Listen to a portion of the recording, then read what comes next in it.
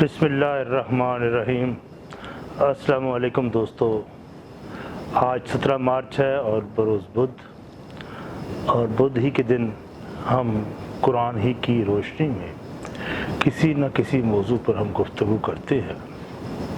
جس طرح میں پہلے عرض کیا تھا کہ خواجہ محمد اسلم صاحب جو ہمارے امیر ہیں تحریک رحمت، وہ صاحب فراش ہیں اور لیکچر دینے سے قاصر ہے، اور انہوں نے مجھے ذمہ داری یہ سونپ رکھی ہے، تو آپ سے درخواست ہے کہ ان کی صحت کے حوالے سے آپ دعا گو ہوں تاکہ وہ ہمارے درمیان دوبارہ اسی جوش اور ولولے سے دوبارہ ہمارے موجود ہوں اور وہ اپنے درس کا آغاز کر سکیں۔ تو آج کا جو موضوع ہے وہ حیا اور معاشرہ ہے، اور یہ آپ سمجھ گئے ہوں گے کہ حیا اور معاشرے کو میں نے کیوں آج یہ موضوع بنایا ہے۔ یہ قرآن کی روشنی میں ہم نے اس کو بیان کرنا ہے۔ تو یہ آج کے حوالے سے جو ڈسکشنز چل رہی ہیں، یہ بڑا موضوع ایک سبجیکٹ تھا جس پہ ہم نے آج بات کرنی ہے۔ رب علیم و خبیر کا ارشاد ہے، سورۃ النور میں ہے کہ جو لوگ اس بات کو پسند کرتے یا چاہتے ہیں کہ مومنوں میں فحاشی پھیلے، ان کو دنیا اور آخرت میں دکھ دینے والا عذاب ہوگا، اور اللہ بہتر جانتا ہے اور لیکن تم نہیں جانتے۔ صاحب خلق عظیم رحمت للعالمین پیغمبر اعظم و آخر حضور صلی اللہ علیہ وسلم کے یہ دو ارشادات از بس اہم اور فکر انگیز ہے کہ حیا نصف ایمان ہے۔ حیا اسلامی معاشرے کی امتیازی خصوصیت ہے۔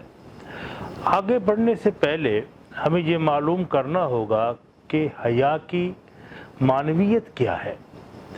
قرآن حکیم کی اصطلاحات کی روشنی میں حیا کو تقوی کا جزو لا ینفک کہہ سکتے ہیں۔ نیز تقوی اگر ایمان کی پیش شرط پری ریکوزٹ ہے تو حیا کو تقوی کی پیش شرط سے تعبیر کر سکتے ہیں۔ دلیل یہ ہے کہ اللہ تعالیٰ نے ہر مرد اور عورت کو اپنی عزت نفس کی پاسداری کا جذبہ ودیت کیا ہے، جس کے لیے حیا تعبیر اختیار کی جاتی ہے۔ اسی فطری جذبہ حیا کی بدولت ہی صنف جمیلہ میں بالخصوص اپنی عصمت اور ناموس، عزت اور آبرو، تن بدن، جمال و عنفوان شباب کی حفاظت اور صیانت کا احساس اور شعور فروغ پاتا ہے۔ اس کا نتیجہ ہے کہ وہ صنف جمیلہ کی نظر سے حجاب محسوس کرتی ہے اور اپنے جذبہ عزت نفس یا حصار حیا میں رہنا چاہتی ہے۔ حیا کی طرح تقوی بھی ایک فطری جذبہ ہے، جس کا مطلب ہے آرزو مندی، ہدایت اور خوف اور گمراہی۔ دوسرے لفظوں میں تقوی حسین اور فطری راہ راست پر سفر زندگی کر کے جنت قرۃ العین میں پہنچنے کی آرزو اور جستجو اور خوف و خطر کی کبیر راہوں اور ان کی منزل آخر یعنی جہنم کی خاصیت سے عبارت ہے۔ اس سے استنباط کر سکتے ہیں کہ تقوی یا آرزو مندی، ہدایت اور خوف گمراہی کے بغیر انسان کا ایمان باللہ یا ایمان بالآخرت لانا محال ہے۔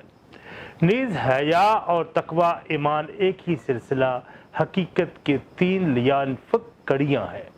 اس سے اس امر کی توجیہ ہوتی ہے کہ کیوں پیغمبر اعظم و آخر نے حیا کو اسلامی معاشرے کی ایک امتیازی خصوصیت اور نصف ایمان قرار دیا ہے۔ حیا عائلی، خاندانی، معاشرتی زندگی کی پردہ داری کرتی ہے، جبکہ شیطنت کل زندگی کی پردہ داری اور خانہ براندازی کرتی ہے۔ قرآن حکیم نے پردے کے جو احکام دیے ہیں وہ احکام حیا ہی تو ہے۔ حیا صنف جمیلہ کے لیے بالخصوص حصار ہے جو اسے شیطان سے محفوظ رکھتا ہے۔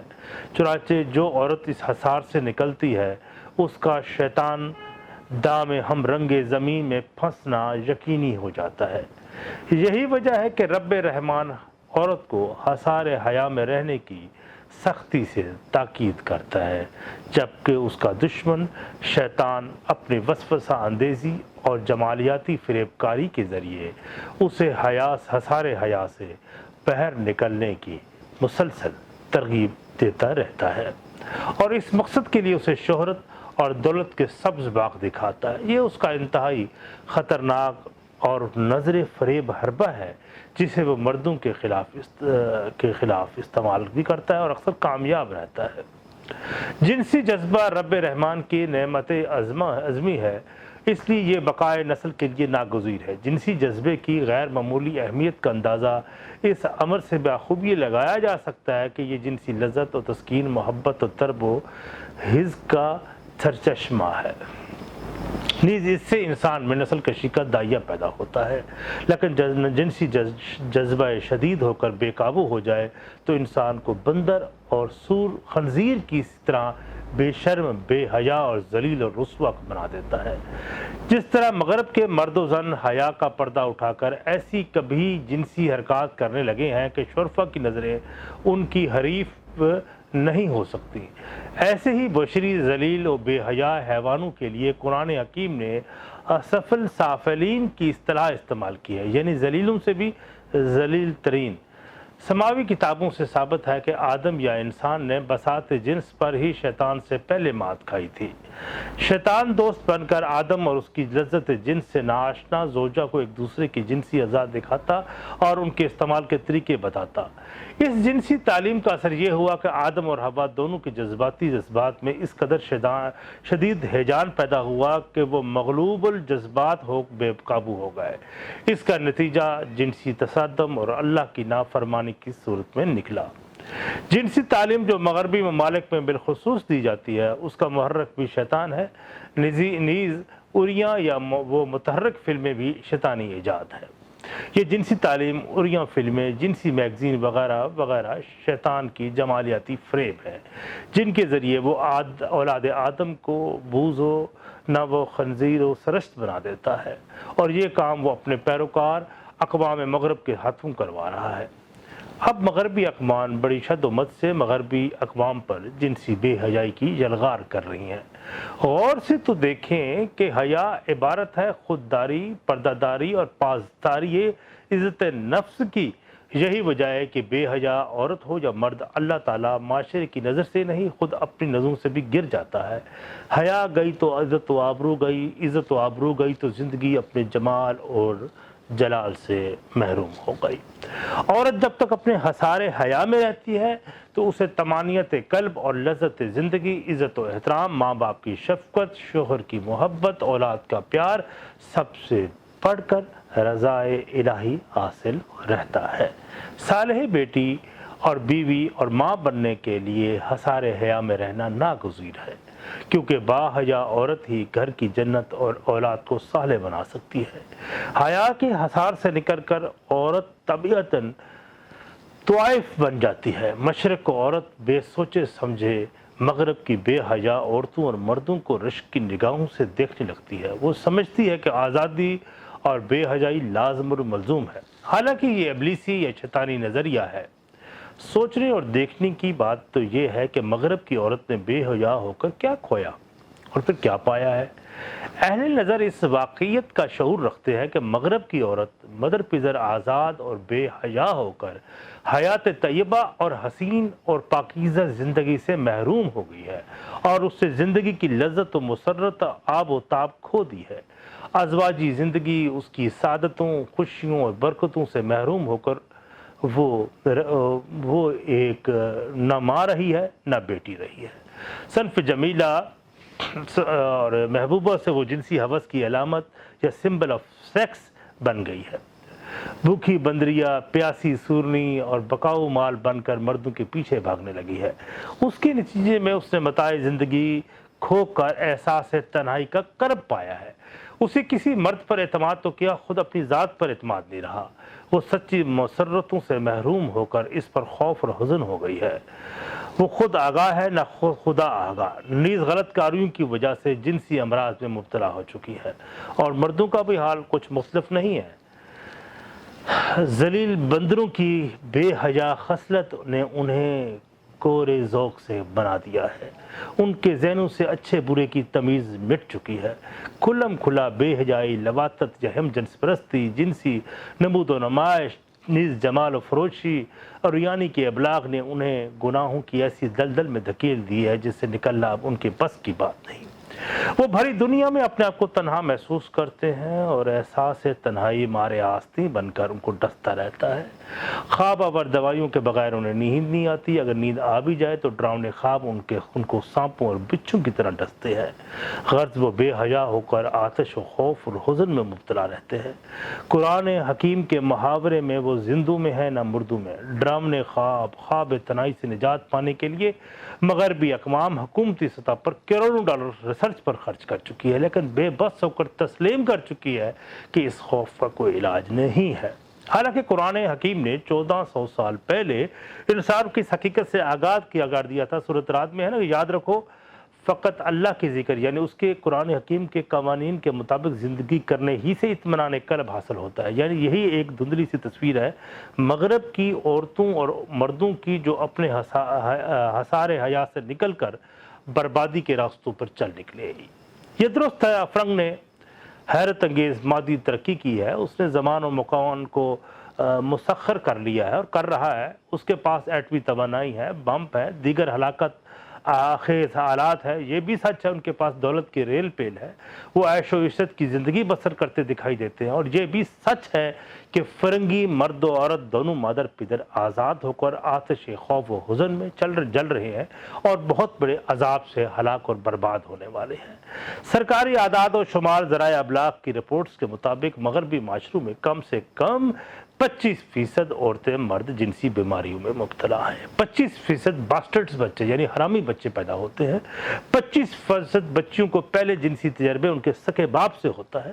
بچوں پر جنسی تشدد گلی گلی میں ہو رہا ہے۔ ہم جنس پرستی کی قانون اجازت ہے، مرد اور عورت کے بغیر نکاح کے بطور میاں بیوی رہنے کو قانونی سرپرستی حاصل ہے۔ الغرض جنسی ہوس پرستی کی کوئی حد مقرر نہیں بلکہ مکمل آزادی ہے اور نام نہاد ترقی یافتہ فرنگی قلب کا اندھا ہلاکت اور بربادی کے راستوں پر گامزن ہے۔ یہ اس معاشرے کی نامکمل تصویر ہے جس کا نام انہوں نے فری سوسائٹی یعنی آزاد معاشرہ رکھ لیا ہے۔ قدرت کے قانون مقافات عمل کی روح سے حصار حیا کو توڑنے کے جرم میں معاشرے میں عائلی اور خاندانی زندگی کا شیرازہ بکھر چکا ہے۔ مرد ہوں یا عورت سب کے تن بدن، دل و دماغ ناپاک، پلید، گندے اور متفن ہیں۔ ان کے قلوب اندھے زنگ آلود ہیں، نیز ان کی عقل تاغونی اور ضمیر مردہ ہے، ان کی نیندیں اڑ چکی ہیں۔ ایڈز اور مدت دوسری ناقابل علاج امراض افرید کی طرح منہ کھولے لوگوں کو ہڑپ کر رہے ہیں۔ مختصر یہ ایک اس طرح شعر ہے کہ میں نے ہر شاخ پہ گلشن میں لہو دیکھا ہے، میں نے ہر شاخ پہ گلشن میں لہو دیکھا ہے، جانے کس بھیس میں پھولوں کو صبا مار گئی۔ اپنے بزرگوں سے استدعا ہے کہ یہ حصار حیا کو توڑنے میں دو عوامل خاص طور پر ادا کرتے ہیں۔ وہ یہ ہے کہ باصرہ اور سامع نظروں کے ملنے سے جنسی تصادم پیدا ہوتا ہے، جبکہ جنسی جذبات ابھرنے والے گیت، رقص وغیرہ وغیرہ سے نوجوانوں میں بے حیائی کا ذوق و شوق نشو و نما پاتا ہے اور یہ چیزیں حصار حیا کو توڑنے میں نمایاں کردار ادا کرتی ہے۔ پیغمبر اعظم و آخر حضور صلی اللہ علیہ وسلم کا ارشاد مبارک ہے، بہترین ترکہ اولاد کی اچھی تربیت ہے۔ اچھی تربیت کے لیے لازم ہے کہ اولاد کو رقص و سرور کی دیکھنے اور سننے اور فحش لٹریچر پڑھنے سے باز رکھنے کی کوشش کی جائے۔ عصر حاضر کے مجدد حکیم جمالیات اور مفسر قرآن و سیرت نگار ڈاکٹر نصیر احمد ناصر مرحوم کہتے ہیں کہ لذت زندگی سے ہے، موت سے نہیں، اور زندگی حسن ایمان اور حسن عمل سے حسین اور لذت آفری بنتی ہے، اور حسن ایمان اور عمل اور حصار حیا ہے۔ مجھے اب نوجوانوں سے بھی یہ کہنا ہے کہ وہ زندگی کے اس مقام حسن تک پہنچنے کے لیے راہ اختیار کریں جہاں طمانینت ہو، مسرت ہو، خوف نہ ہو، حزن نہ ہو، جہاں عزت اور ابرو ہو، ذلت اور رسوائی نہ ہو۔ اس لیے یہ زندگی کا حاصل ہے۔ قرآن حکیم اور تاریخی عمل شاہد ہے، جب بھی کوئی قوم حصار حیا سے باہر نکلی اس پر اللہ کا عذاب نازل ہوا۔ قرآن حکیم نے نئے آنے والے زمانوں کو ایسی ہی بے حیا اور گمراہ لوگوں کے لیے عذاب کی وعید دی ہے۔ ان کو دخان یعنی اس میں سے بنے ہوئے اجرام فلکی سے ڈھانپ دیا جائے گا، کہ جس طرح ہے کہ قرآن مجید میں ہے کہ نیز ان پر بغیر دھوئیں والے شعلے اور دھواں چھوڑا جائے گا اور کوئی طاقت ان کو مدد کو نہیں آ سکے گی۔ سورۃ الرحمن میں ہے کہ یاد رہے قرآن کل بھی کل بھی سچ تھا، قرآن آج بھی سچ ہے، اور قرآن کل بھی سچ تھا، لہٰذا آئیے اس آنے والے عذاب عظیم سے بچنے کے لیے حضرت یونس علیہ السلام کی قوم کی طرح ہم سب فحش اور منکر سے توبہ کریں، اعمال صالحہ کو شروع کریں۔ یقیناً رب رحمان توبہ اور قبول کرنے والا اور بخشنے والا ہے۔ آج کی گفتگو تمام ہوئی، اور اس امید کے ساتھ کہ انشاءاللہ ہم اس سے بہت کچھ سبق سیکھیں گے، اور اگلے بدھ کو ہم پھر کسی نئے ٹاپک کے ساتھ آپ کے سامنے پھر دوبارہ حاضر ہوں گے۔ تب تک کے لیے اجازت، السلام علیکم۔